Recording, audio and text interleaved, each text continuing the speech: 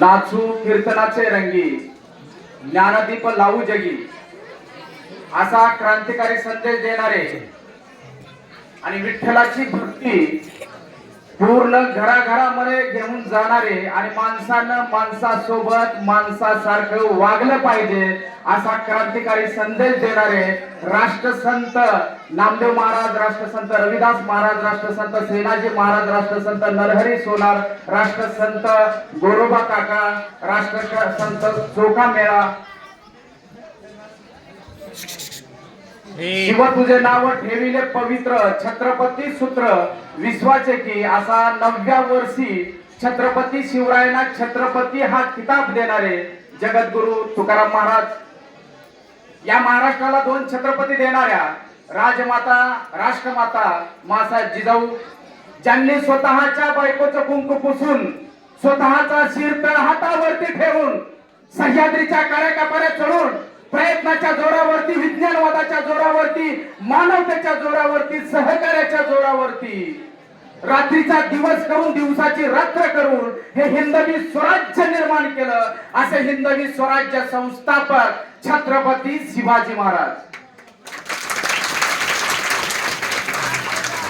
वयाच्या 14व्या वर्षी ज्यांनी बुधभूषण हा ग्रंथ लिहिला आणि त्या बुधभूषण या ग्रंथामध्ये त्यांनी ठणकावून सांगितलं की जे नशिबावरती अवलंबून राहतात त्यांच्यासारखा षंड कोणी नाही आणि जो प्रयत्नावरती विश्वास ठेवतो त्याच्यासारखा मर्द कोणी नाही, असा सांगणारा सिंहाचा छावा छत्रपती संभाजी महाराज.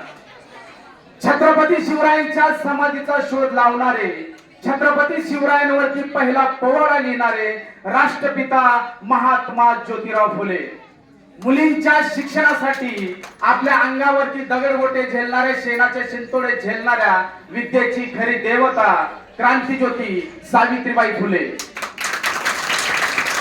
छत्रपती शिवाजी महाराजांची शिवजयंती पुढे सुरू ठेवणारे आणि स्वराज्य हा माझा जन्मसिद्ध अधिकार आहे आणि तो मिळवणारच आणि इंग्रजांच्या विरोधामध्ये युद्ध करणारे, पेटून उठणारे लोकमान्य टिळक.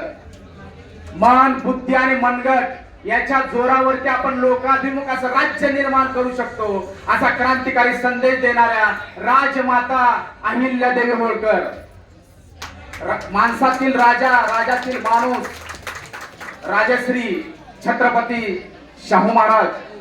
पृथ्वी ही शेषाच्या मस्तकावरती तरलेली नसून कष्टकरी माणसाच्या तळहातावरती वसलेले असा विज्ञानवाद देणारे, विज्ञानवादी दृष्टिकोन देणारे साहित्य रत्न अण्णाभाऊ साठे. तुझं गावच नाही का तीर्थ, तू रिकाम कशाला फिरत, असा क्रांतिकारी संदेश देणारे राष्ट्रसंत तुकडोजी महाराज, ज्यांनी गावागावातील रस्त्यावरील केर कचरा तर खाल्लाच, परंतु रात्री कीर्तनासारख्या प्रभावी माध्यमातून लोकांच्या डोक्यामध्ये शिक्षणाविषयी जागृती निर्माण करणारे.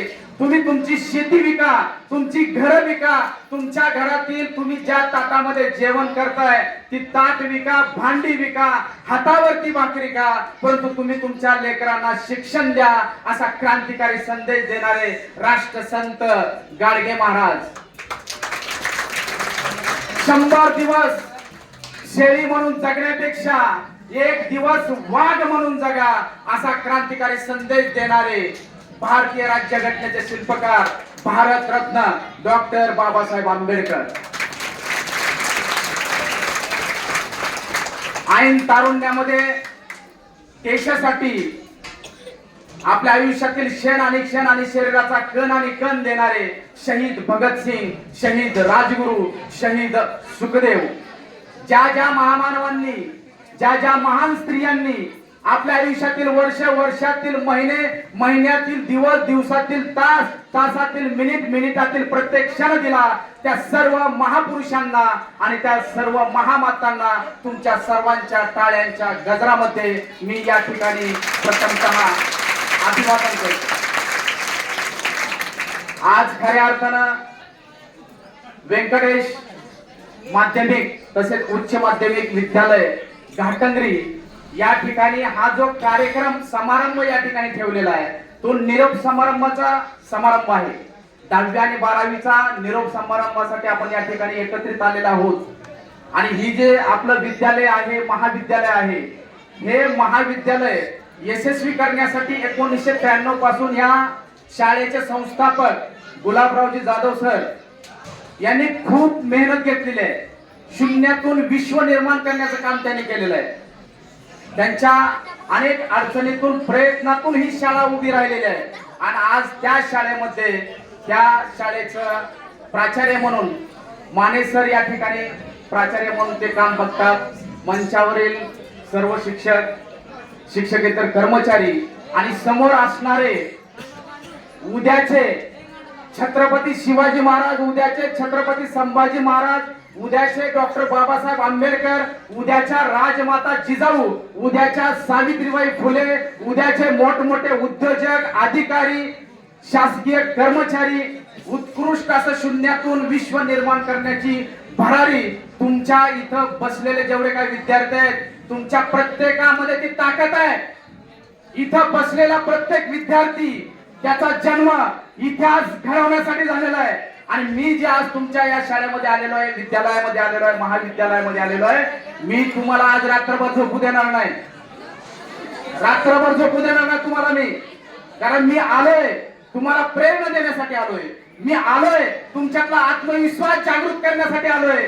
मी आलोय की माझा जन्म इतिहास घडवण्यासाठी झालाय आणि इतिहास घडवूनच मी मरणार आहे याची जाणीव करून देण्यासाठी मी या ठिकाणी आलेलो आहे. इथं बसलेल्या प्रत्येक विद्यार्थ्याला यशस्वी व्हायचंय का नाही? जीवनामध्ये सक्सेस व्हायचंय का नाही? आता कुठं मला वाटतंय की मी जागृत असणाऱ्या विद्यार्थ्यांसोबत संवाद या ठिकाणी साधतोय. स्वतःसाठी जोरदार टाळ्या वाजवा, स्वतःसाठी. कारण सक्सेस होण्याची ऊर्जा तुमच्यामध्ये ऑलरेडी इथं शिक्षकांनी भरलेली आहे.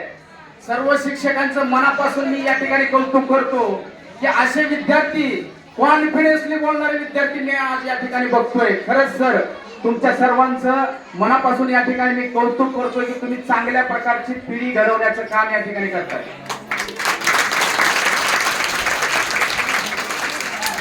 आणि सगळ्यात महत्वाचं इथं बसलेल्या प्रत्येक विद्यार्थ्याला सक्सेस व्हायचंय. मी तुम्हाला सक्सेसचे मूल मंत्र देण्यासाठी आलेलो आहे. कारण जे मूल मंत्र शिकण्यासाठी, ज्या मूल मंत्र मला स्वतःला आत्मसात करण्यासाठी माझ्या आयुष्याचे 20 वर्ष गेले.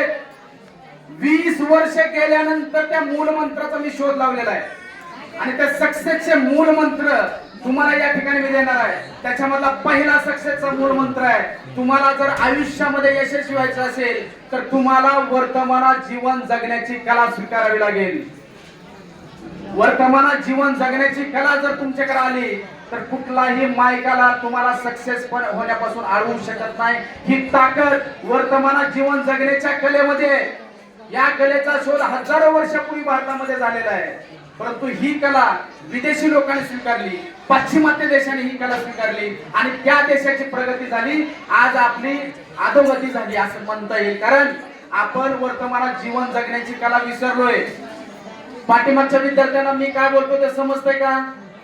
तुम्ही जर शांत बसलात तर मी काय बोलतोय हे तुम्हाला समजणार आहे. मी तुम्हाला वर्तमानात जीवन जगण्याची कला शिकवण्याचा या ठिकाणी प्रयत्न करतोय. कारण तुमच्याकडे जर वर्तमानात जीवन जगण्याची कला जर आली तर तुमच्याकडे जो वेळ आहे त्या वेळेचा तुम्ही सदुपयोग करणार आहे. प्रत्येक मिनिटामध्ये तुम्ही क्रांती करणार आहे. वेळ ही खूप महत्वाची आहे. टाइम हा खूप महत्वाचा आहे. आज हातातली जर वेळ गेली तर उद्या आपलं नुकसान होणार आहे. आज जे तुम्ही कर्म पेरणार आहे, वर्तमानामध्ये जी तुम्ही कृती करणार आहे, वर्तमानामध्ये जो तुम्ही अभ्यास करणार आहे, वर्तमानामध्ये जो तुम्ही अभ्यास टाळणार आहे, वर्तमानामध्ये जर तुम्ही आळस केला तर याचे दुष्परिणाम तुम्हाला भोगावे लागणार आहेत. वर्तमानामध्ये जर आजचं काम उद्यावर जर तुम्ही टाळत गेलात तर याचे सुद्धा दुष्परिणाम तुम्हाला भोगावे लागणार आहेत. जो कहेगा परसो बीत गए बरसो, जो कहेगा कल दिन गए टल, जो कहेगा आज वही करेगा राज. जर तुम्ही आजला फोकस केलं तर तुम्ही सक्सेस होणार आहे. तुम्ही आजला फोकस केलं पाहिजे. आजची वेळ उद्या येणार नाही. 5 वर्षाचं जर महत्व तुम्हाला समजून घ्यायचं असेल, 5 वर्षाचं 5 वर्षाचं महत्व त्या निवडणुकीमध्ये एखादा उमेदवार पराभूत झालेला असतो, त्या उमेदवाराला विचारा 5 वर्ष किती महत्वाचे आहेत. कारण त्या निवडणुकीसाठी त्यांना सर्वस्व दिलेलं असतं, घरातला सर्व पैसा खर्च केलेला असतो. पैसे कमी पडले तर मित्रांकडून घेतलेले असतात, उद्योगपतीकडून घेतलेले असतात, नातेवाईकांकडून घेतलेले असतात आणि तो निवडणूक हारतो आणि दुसरी संधी त्याला कधी मिळते 5 वर्षाच्या नंतर. कारण त्याला जे काय करायचंय ते नंतर 5 वर्षाच्या नंतर त्याला करायचंय. म्हणून 5 वर्षाचं महत्व निवडणुकीमध्ये हारलेल्या एखाद्या उमेदवाराला विचारा 5 वर्ष किती महत्वाचे आहे. 1 वर्षाचं महत्व 10वी 12वी मध्ये नापास झालेल्या एखाद्या विद्यार्थ्याला विचारा, किंवा MBBS च्या एखाद्या वर्गामध्ये नापास झालेल्या एखाद्या विद्यार्थ्याला विचारा, इंजिनिअरिंग मध्ये दाखल झालेल्या एखाद्या विद्यार्थ्याला विचारा आणि तो त्याच्यामध्ये नापास झालाय अशा विद्यार्थ्याला विचारा त्याचं 10वीचं महत्व, 10वीचं वर्ष किती महत्वाचं आहे, 12वीचं वर्ष किती महत्वाचं आहे, MBBS चं वर्ष किती महत्वाचं आहे, इंजिनिअरिंगचं वर्ष किती महत्वाचं आहे. कारण त्याच्या शिक्षणासाठी आई वडील रात्रंदिवस कष्ट करतायत, आई वडील घाम गाळतायत, आई वडील आपल्या झोपत नाहीत. कारण माझ्या पोरानं काहीतरी झालं पाहिजे, माझं पोरग डॉक्टर झालं पाहिजे, माझं पोरग इंजिनियर झालं पाहिजे, माझ्या पोरानं काहीतरी केलं पाहिजे. माझी जिंदगी अशीच गेली, मी शिकलो नाही, परंतु मी माझ्या लेकरांना शिकवणार. रात्रंदिवस कष्ट करतात, कर्ज काढून तुम्हाला शिकवतात आणि अशा परिस्थितीमध्ये जर तुम्ही नापास झालात आणि नातेवाईक संपूर्णपणे तुमच्यावरती दोष देतात, तुमच्या आई वडिलांना नावं ठेवतात, आई वडिलांना मान खाली घालायची पाळी येते, त्या नापास झालेल्या विद्यार्थ्याला विचारा 1 वर्ष किती महत्वाचं आहे. 1 महिन्याचं महत्व मातृत्वावरती असणाऱ्या एखाद्या स्त्रीला विचारा, तिचा पहिला महिना किती महत्वाचा आहे, दुसरा महिना किती महत्वाचा आहे, तिसरा महिना किती महत्वाचा आहे. 1 दिवसाचं महत्व एखाद्या बेरोजगार तरुणाला विचारा की त्या दिवशी त्याला रोजगार भेटला नाही आणि रोजगार नाही भेटल्यामुळं घरातली माणसं अक्षरशः त्याला उपाशी तापाशी झोपवावी लागतात, त्याच्या पोटामध्ये कावळे ओरडायला लागतात. त्या एखाद्या बेरोजगार माणसाला विचारा 1 दिवस किती महत्वाचा आहे. 1 तासाचं महत्व जगज्जेत्या सिकंदरला विचारा 1 तास किती महत्वाचा आहे. कारण मृत्यूशय्यावरती असताना तो ईश्वराला विनंती करतोय की मला फक्त 1 तास मृत्यू उशिरा येऊ दे. त्या सिकंदरला विचारा 1 तासाचं महत्व किती महत्वाचं आहे. आणि 1 मिनिटाचं महत्व वर्ल्ड ट्रेड सेंटरवर हल्ला झाला आणि हल्ला होण्याच्या अगोदर 1 मिनिट अगोदर येणाऱ्या एका माणसाला विचारा 1 मिनिट किती महत्वाचं आहे. आणि एका क्षणाचं महत्व त्या धावपटूला विचारा की जो धावपटू त्याला सुवर्ण पदक मिळता मिळता रौप्य पदकावरती त्याला समाधान मानावं लागतं. 1 नंबर येता येता त्याचा 2 नंबर येतो. त्या एखाद्या धावकाला विचारा तुझा 1 सेकंद किती महत्वाचा आहे, 1 क्षण किती महत्वाचा आहे. आणि तुम्ही जर वर्तमानात जीवन जगलात तर 100 नाही 200% शाळेमध्ये महाविद्यालयामध्ये जे शिक्षक लोक आपल्याला शिकवतात, तुमच्याकडे जर वर्तमानात जीवन जगण्याची कला जर असेल तर तुमचा 100% अभ्यास तुमच्या शाळेमध्ये झाल्याशिवाय राहणार नाही. ही ताकद वर्तमानात जीवन जगण्याच्या कलेमध्ये आहे. आज मी या ठिकाणी व्याख्यान देण्यासाठी उभा आहे आणि भूतकाळात काही गोष्टी घडलेल्या असतात त्याच्याकडे माझं लक्ष असेल आणि मी फक्त स्वप्नच बघतोय, भविष्य काळच बघतोय आणि वर्तमानामध्ये माझं लक्ष नाही, तर मला तुम्हाला ज्या गोष्टी सांगायच्या त्या मी व्यवस्थित सांगू शकत नाहीत आणि तुम्ही ऐकायला या ठिकाणी थांबलेला आहात. आणि तुम्ही जर वर्तमानामध्ये नसाल, तुमच्या भूतकाळामध्ये काही घटना घडलेल्या असतात, तुमचं मन जर भूतकाळामध्ये रममान होत असेल आणि फक्त तुम्ही भविष्याची स्वप्नच बघत असाल आणि तुम्ही इथं वर्तमानामध्ये जर नसाल तर मी काय बोलतोय हे तुम्हाला समजणार नाही. त्यामुळं तुम्ही वर्तमानात राहणं गरजेचं आहे, मी वर्तमानामध्ये राहणं गरजेचं आहे. राहणार का नाही वर्तमानामध्ये? का शरीरानं इथं आणि मनाने दुसरीकडे? असं तर नाही ना. बरं, इथं बसलेले जेवढे काही विद्यार्थी आहेत, अशा किती विद्यार्थ्यांना वाटतं की वर्तमानात जीवन जगण्याची कला मला अवगत झाली पाहिजे? किती लोकांना वाटतं? सर्वांनाच. स्वतःसाठी जोरदार टाळ्या वाजवा, कारण हे सक्सेस नेणारं पहिलं पाऊल तुम्ही उचललेलं आहे. आणि इथं तुम्हाला मी ती कला शिकवतोय. 40 दिवस प्रयोग करायचा तुम्हाला. वर्तमानात जीवन जगण्याची कला मी तुम्हाला या ठिकाणी शिकवण्याचा प्रयत्न करतोय. 40 दिवस तुम्हाला तुमच्या घरी एक प्रयोग करायचा आहे. प्रयोग असा आहे की तुम्ही गुलाबाचं फूल तुम्ही घरी घेऊन यायचंय आणि गुलाबाचं फूल घरी घेऊन आल्यानंतर अर्धा तास फक्त तुम्हाला त्या गुलाबाच्या फुलाचा विचार करायचा आहे. त्याच्यामध्ये तुम्ही त्या गुलाबाच्या पाकळ्याचा विचार करू शकताय, त्याच्या डिझाईनचा विचार करू शकताय, त्याच्या कलरचा विचार करू शकताय. खाली देठ जाड आहे त्याचा विचार करू शकताय, त्याला काटे आहेत त्याचा विचार करू शकताय, वरती वेगळा कलर आहे त्याचा विचार करू शकताय, खाली वेगळा कलर आहे त्याचा विचार करू शकताय. गुलाबाचं फूल त्याचा उपयोग कुठं कुठं होतो त्याचा तुम्ही विचार करू शकताय. फक्त तुम्हाला गुलाबाच्या फुलाचा अर्धा तास विचार करायचा आहे. तुम्हाला वाटत असेल सर इथं आलेत आम्हाला सांगायला काय खूप मोठी अवघड गोष्ट आहे, पण अर्धा तास कंटिन्यू आपला मेंदू आपली बुद्धी एकाच विचारावर स्थिर ठेवणं नॉट अ जोक. ज्यावेळेस तुम्ही प्रयोग करणार आहे त्यावेळेस तुमच्या लक्षामध्ये येईल की कंटिन्यू अर्धा तास एकाच गोष्टीचा विचार करणं ही साधी सुधी गोष्ट नाही. आणि तुम्ही 40 दिवसाच्या नंतर 10 मिनिटापर्यंत जरी हा प्रयोग तुम्ही सक्सेस केला 10 मिनिटापर्यंत तर वर्तमानात जीवन जगण्याची कला तुम्हाला अवगत झाली असं म्हणता येईल. आणि ज्यावेळेस तुम्ही वर्तमानात जीवन जगण्याची कला तुमच्याकडे येईल त्यावेळेस कुठलाही मायका लाल तुम्हाला सक्सेस होण्यापासून अडवू शकत नाही. ही ताकद वर्तमानात जीवन जगण्याच्या कलेमध्ये आहे. मी काय पुस्तकं वाचून पाठांतर करून बोलणारा मोटिवेशनल स्पीकर नाही. मी माझ्या अनुभवातले बोल या ठिकाणी बोलतोय. मी केलंय हा प्रयोग मी केलाय. वर्तमानात जीवन जगण्याची कला मला अवगत झाली आहे. मी माझ्या जीवनामध्ये आनंदी आहे, खूप आनंदी आहे, कारण ही कला मी शिकलेलो आहे. आयुष्यामध्ये किती जरी संकट माझ्या आयुष्यात आली तर त्याला मी घाबरणारा माणूस नाही, कारण वर्तमानात जीवन जगण्याची कला मी शिकलेलो आहे आणि मी पूर्णपणे माझं आयुष्य वर्तमानामध्ये जगतोय. माझा फायदा झालाय, तुमचाही फायदा झाला पाहिजे. त्यासाठी दुसरा मूळ मंत्र मी तुम्हाला या ठिकाणी सांगतोय की आपल्या स्वतःला स्वतःच नेतृत्व करता आलं पाहिजे. एक चांगला नेता सन्मार्गाला लावतो तर वाईट नेता हा वाम मार्गाला लावतो, लक्षात घ्या. त्यामुळं आपलं नेतृत्व आपण स्वतः केलं पाहिजे. आपल्यामध्ये चांगला पण नेता आहे, आपल्यामध्ये वाईट पण नेता आहे. आपल्यातला चांगला नेता आपल्याला सांगतोय सकाळी लवकर उठलं पाहिजे. आपल्यातला चांगला नेता आपल्याला सांगतोय की आपले आई वडील आपल्या चांगल्यासाठी आपल्याला सांगतात, आई वडिलांसाठी आपण कष्ट घेतलं पाहिजे. आपल्यातला चांगला नेता आपल्याला सांगतो की आपण अभ्यास केला पाहिजे, यावरच उद्याचं उज्ज्वल भविष्य आहे. आणि आपल्यातील वाईट नेता काय सांगतो, काय एक दिवस उशिरा उठलं तर काय चालतं.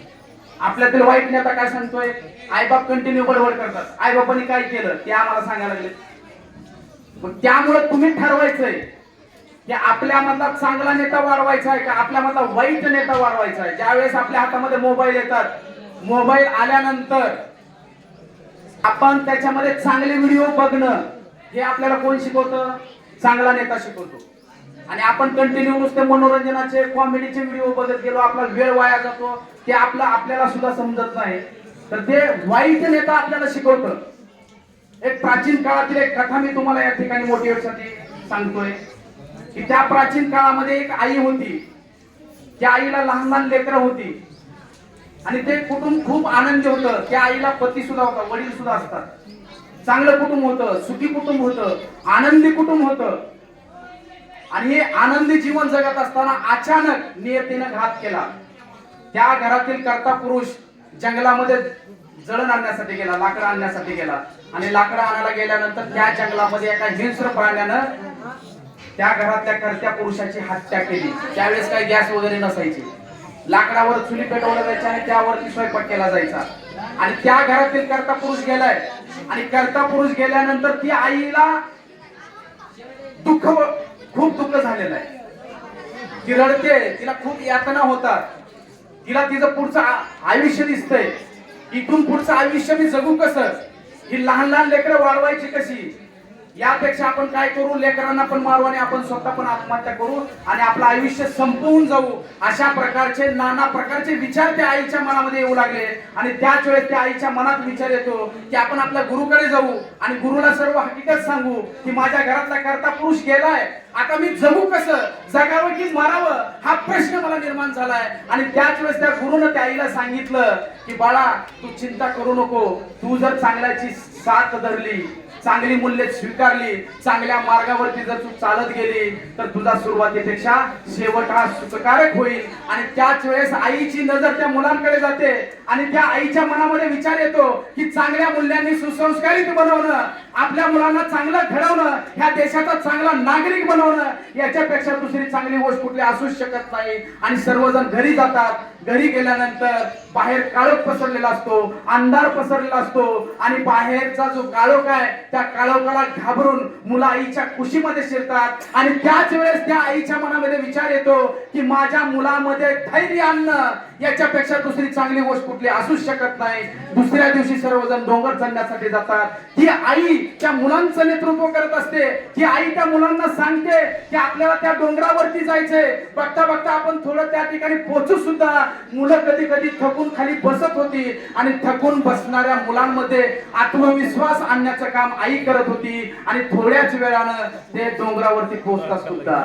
आणि त्या रात्री आकाशातील चांदण्याकडे बघत आईने ईश्वराचे आभार मानले की आज मी माझ्या मुलांना मार्गात येणारे जे काही अडथळे आहेत त्या अडथळ्यांना पार करण्यासाठी जी लागणारी चिकाटी आहे ती चिकाटी आज मी माझ्या मुलांना शिकवलेली आहे.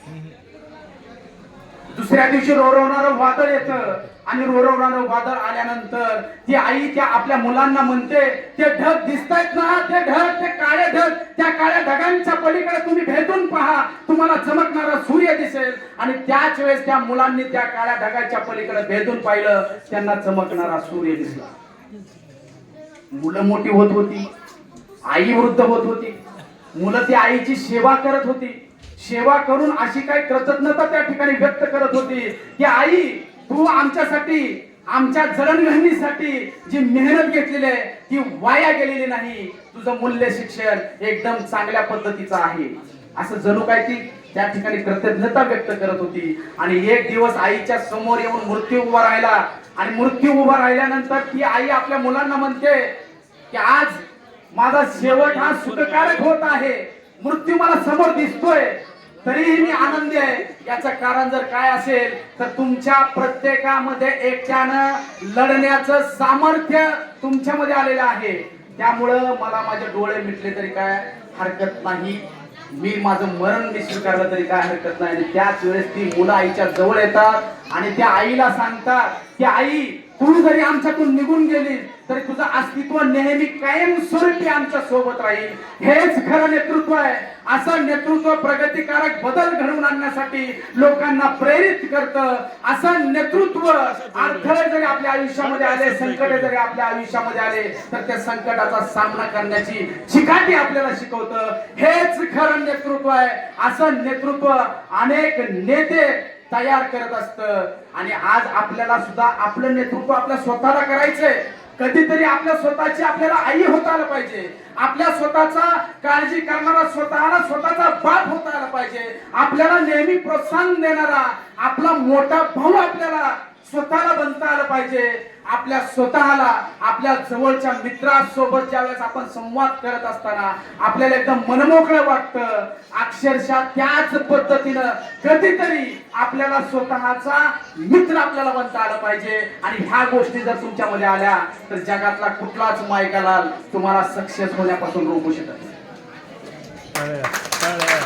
याच्यानंतरचा मूळ मंत्र असा आहे की तुम्हाला तुमच्या आयुष्यामध्ये यश मिळवायचंय, यशस्वी व्हायचंय तर तुम्हाला तुमची बुद्धी सत्याकडे घेऊन जावी लागेल, तुमच्या हृदयाला मानवतेकडे घेऊन लागेल आणि तुमच्या शरीराला कष्टाकडे घेऊन जावं लागेल. या त्रिसूत्री कार्यक्रमानुसार तुम्हाला चालायचंय. लक्षात येतं का मी काय म्हणतोय? मी बोलतो ते लक्षात येतंय का? वर्तमानात आहेत का सगळे? कारण आजची वेळ उद्या येणार नाही. मी तुम्हाला परत इथं मार्गदर्शन करायला येईल किंवा नाही येईल सांगता येणार नाही. जरी मी इथं परत आलो तुम्ही निघून गेलेले असाल आणि या ठिकाणी दुसरे विद्यार्थी असतील. त्यामुळं तुमची बुद्धी सत्याकडे जाणं गरजेचं आहे. तुम्ही जर अभ्यास करत असताल आणि अभ्यास करत असताना आपल्याकडून चुकीचा अभ्यास होतोय हे जर आपल्याला समजत नसेल, म्हणजे तुमची बुद्धी जर सत्य मान्य करत नसेल तर तुमच्यामध्ये काय परिवर्तन होणार आहे का? तुम्हाला समजणार आहे का माझ्याकडून काय चुकलंय ते किंवा मी काय चुकतोय हे तुमच्या लक्षात येणार आहे का? ज्यावेळेस तुमची बुद्धी सत्याकडे नसेल, तुमच्या हातून चुका झालेल्या तुम्हाला समजणार आहेत का? मला सांगा. पण त्यामुळे आपली बुद्धी सत्याकडे असणं गरजेचं आहे की नाही? आपण अभ्यास करतोय, एक पेज वाचतोय, दुसरं पेज वाचायचं म्हटलं की एखादा रील बघतोय, तिसरं पेज वाचायचं म्हटलं की एखादा कुणाचा तर कॉमेंट सीन बघतोय, दुसरा अभ्यास करायचा म्हटलं की एखादा कुणाचा तरी व्हॉट्सअपला मेसेज आला असतो त्याला आपण रिप्लाय देण्याचा प्रयत्न करतोय. जर ह्या चुका जर आपल्याला समजत असतील तर आपली बुद्धी सत्याकडे आहे. यशस्वी होण्याचा मार्ग म्हणजे आपली बुद्धी सत्याकडे असणं गरजेचं आहे. त्याच्यामधलं दुसरं सूत्र आहे की आपल्या हृदयामध्ये मानवता असणं गरजेचं आहे. तुमच्या हृदयामध्ये राष्ट्राबद्दल भक्ती असणं गरजेचं आहे. तुमच्या हृदयामध्ये तमाम मानव जातीविषयी तुमच्या हृदयामध्ये प्रेम असणं गरजेचं आहे. कारण तुमच्या हृदयात जर प्रेम असेल, मायेचा झरा जर तुमच्या हृदयामध्ये असेल तर तुम्ही कुणाचाही द्वेष करणार नाही, कुणाचाही तिरस्कार करणार नाही. तुमच्यामध्ये नम्रता येणार आहे. तुम्ही कधीही अहंकारी बनणार नाही.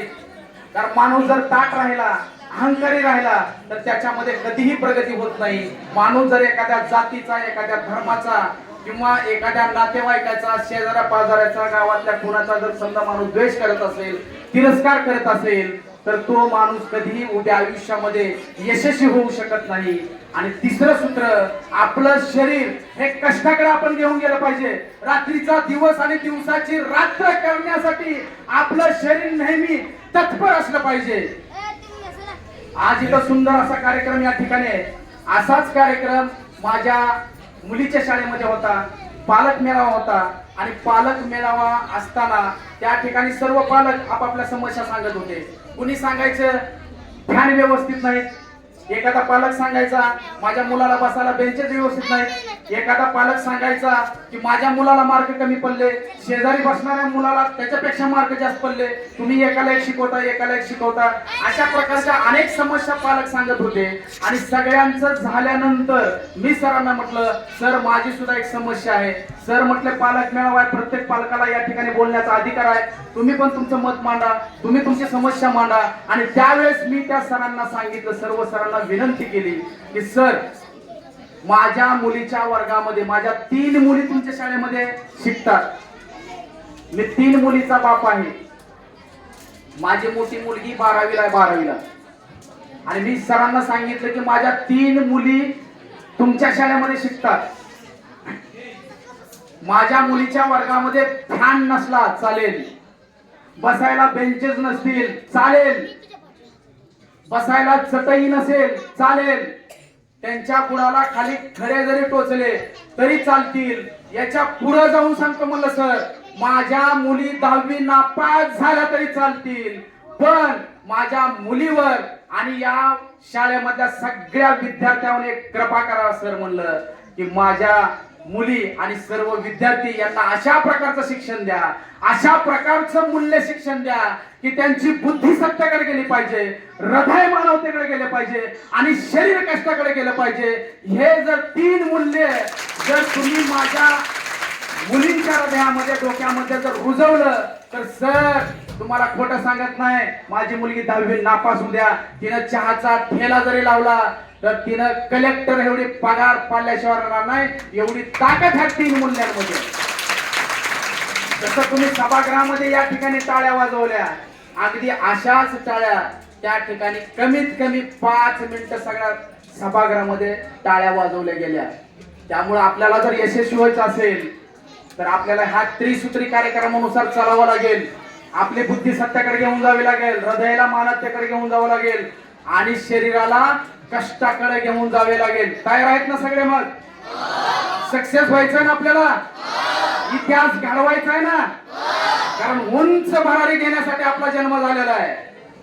याच्या नंतरचा त्रिसूत्री कार्यक्रम आपली सकाळ आरोग्यासाठी द्यायची आहे. लक्षात घ्या, महत्वाचा मूळ मंत्र सांगतो तुम्हाला मी. सक्सेस होण्यासाठी अवघड असं काहीच करायचं नाही. ट्रेस घ्यायचा नाही, कुठलाही तुम्ही ट्रेस घेऊ नका. विदाऊट ट्रेस घेता आपल्याला सक्सेस होता येतं. हे छोटे छोटे सूत्र आहेत, त्या सूत्र फक्त तुम्ही आत्मसात करा. तुम्हाला याच्या नंतरचा त्रिसूत्री कार्यक्रम सांगतोय मी की तुम्ही सकाळ जी आहे आपली, सकाळ आरोग्यासाठी द्यायची आहे, दिवसभर मेहनत करायची आहे आणि रात्री आराम करायचा. लक्षात आलं तुमच्या? सकाळ काय करायचं आपल्याला? आरोग्यासाठी द्यायचंय. तुम्ही जर फिजिकली स्ट्रॉंग नसाल तर तुम्ही मेंटली स्ट्रॉंग राहणार आहेत का? मग आपल्याला मेंटली स्ट्रॉंग राहण्यासाठी काय करावं लागेल? सकाळ आरोग्यासाठी आपल्याला द्यायचे. इथं बसलेले किती विद्यार्थी सकाळ आरोग्यासाठी देतात? किती विद्यार्थी व्यायाम करतात? किती विद्यार्थी एक्सरसाइज करतात? किती? साधारणतः 15चा आकडा असेल साधारणतः. तर त्या 15 विद्यार्थ्यांचं मी या ठिकाणी मनापासून कौतुक करतोय की सक्सेस होण्यासाठी आपण फिजिकली स्ट्रॉंग असणं गरजेचं आहे. आणि सकाळ ही आपल्याला आरोग्यासाठी द्यायची आहे. मी बोलतो ते लक्षात येत नाही का तुमच्या? समजतंय का? वर्तमानात आहेत का?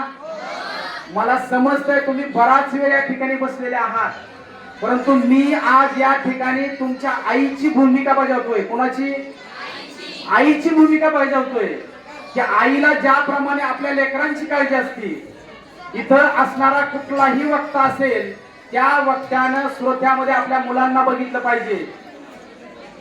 ज्या पद्धतीनं तो आपल्या मुलांची काळजी घेतो, मुलांसाठी मुलं ज्या पद्धतीने आपली यशस्वी झाली पाहिजे, अगदी त्याच पद्धतीनं श्रोत्यांना मार्गदर्शन या ठिकाणी केलं पाहिजे.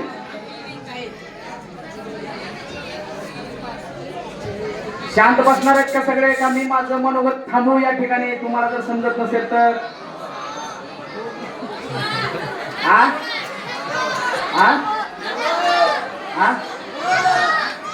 थांबू का? मग बोलू का? मग थोडं शांत राहा, थोडस शांत राहा. आपण सकाळची वेळ या आरोग्यासाठी दिली पाहिजे. तुम्ही सकाळी चाला, व्यायाम करा, जिम करा, कराटे करा, कुस्ती खेळा, खो खो खेळा, कबड्डी खेळा, काहीही करा, पण सकाळी 1 तास आपण आरोग्यासाठी देणं खूप गरजेचं आहे. तुम्ही मला 1 वर्षाच्या अगोदर जर बघितलं असतं, 1 वर्षाच्या अगोदर माझं 82 किलो वजन झालं होतं. 82 किलो. अक्षरशः पोट असं वाढलं होतं की त्याच्यावरती ताट ठेवूनच खायचं राहिलं होतं. एवढं वजन माझं वाढलं होतं. आणि वजन वाढल्यानंतर मला काय व्हायला लागलं माहितीये का तुम्हाला? चलत असताना धापा लागायला लागल्या, कामामध्ये मन लागाना झालं, असं वाटायला लागलं की आता कधीतरी बोलवणं येतं की आपल्याला. आणि त्यावेळेस मी ठरवलं की मी माझं वजन कमी करणार. मी स्वतःला मोटिवेट केलं. अक्षरशः मोबाईल मध्ये मी रील्स बघत गेलो. कशाच्या रील्स?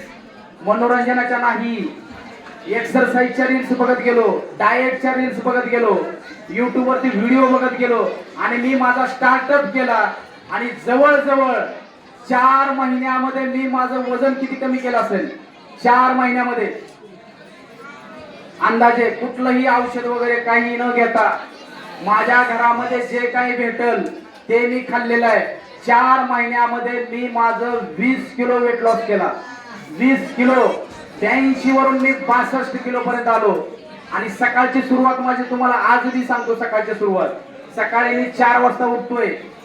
15 मिनिटांमध्ये माझं बाथरूम वगैरे या सगळ्या गोष्टी होतात. 4:30 वाजता थंड पाण्याने आंघोळ करतो मी. पहिली सकाळची पहिली आंघोळ थंड पाण्यानं 4:30 वाजता पहिली आंघोळ असते. आणि परत मी जॉगिंगला सुरुवात करतो. आणि मी सुरुवातीला 2 किलोमीटर चालायला लागलो, 3 किलोमीटर पळायला लागलो. असं करत करत 10 किलोमीटर पर्यंत मी माझी जॉगिंग घेऊन गेलो. 10 किलोमीटर.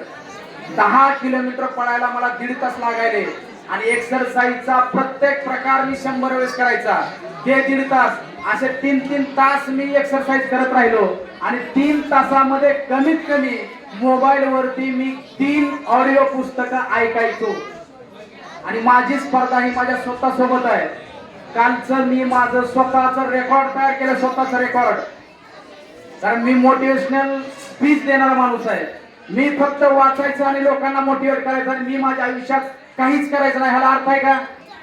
काल मी माझं स्वतःचं रेकॉर्ड केलंय. 2 तासामध्ये मी 20 किलोमीटर जॉगिंग केले. 2 तासामध्ये 20 किलोमीटर नॉन स्टॉप. साधी गोष्ट आहे.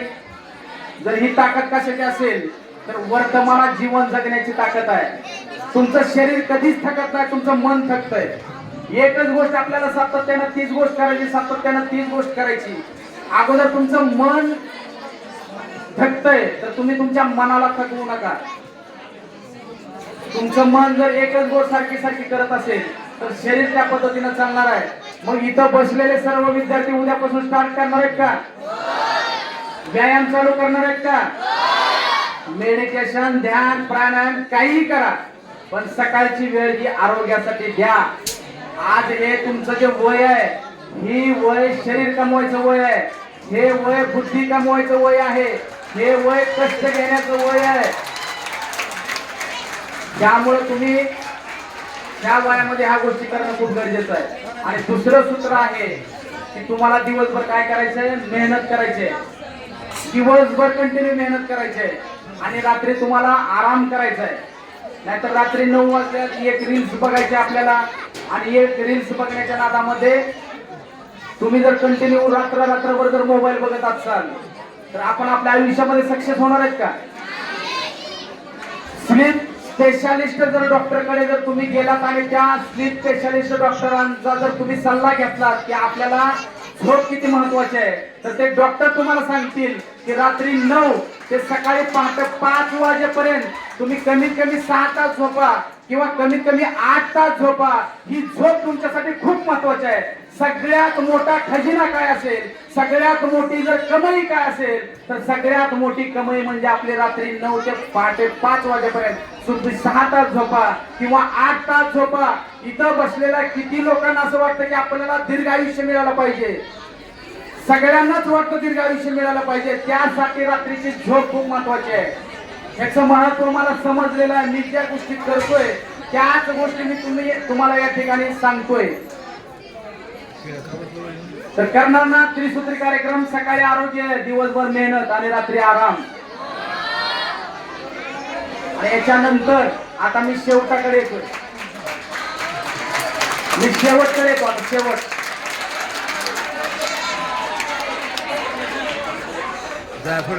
आता फक्त मी 2 मिनिटं बोलणार आहे. किती?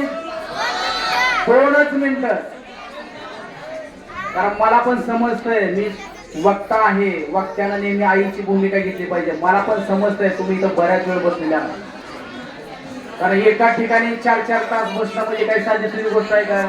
पण आहे तुमच्यामध्ये तो स्टॅमिना आहे आणि तुम्हाला काहीतरी शिकायचंय म्हणून तुम्ही या ठिकाणी बसलात. तुम्हाला आयुष्यामध्ये उंच अशी भरारी घ्यायची आहे.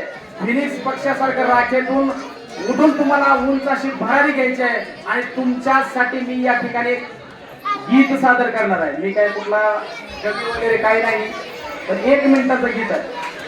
आणि हे गीत खास तुमच्यासाठी, सक्सेस होणाऱ्या सर्व विद्यार्थ्यांसाठी. तर ऐकणार आहेत का गीत? स्टार्ट करू का? तर ऐका.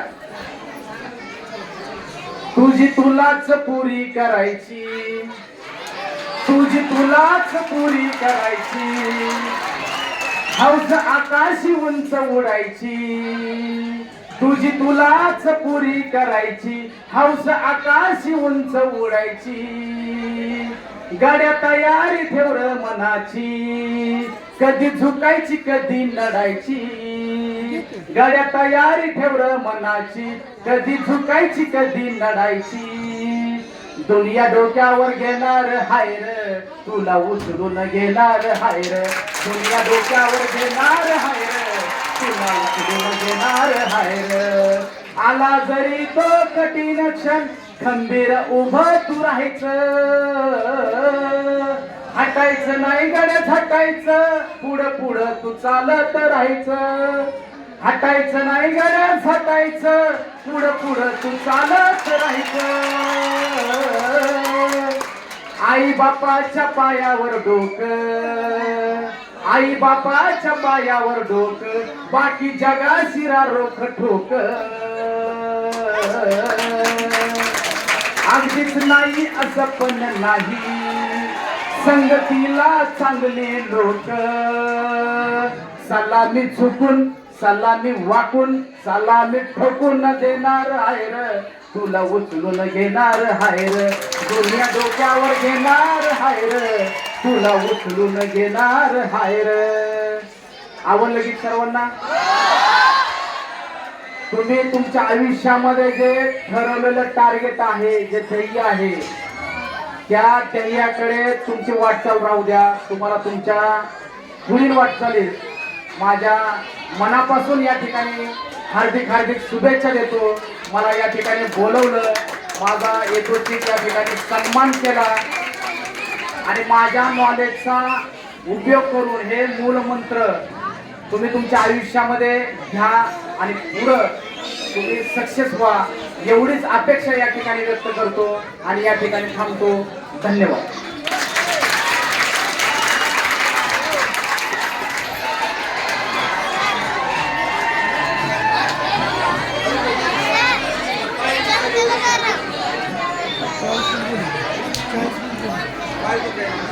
धन्यवाद.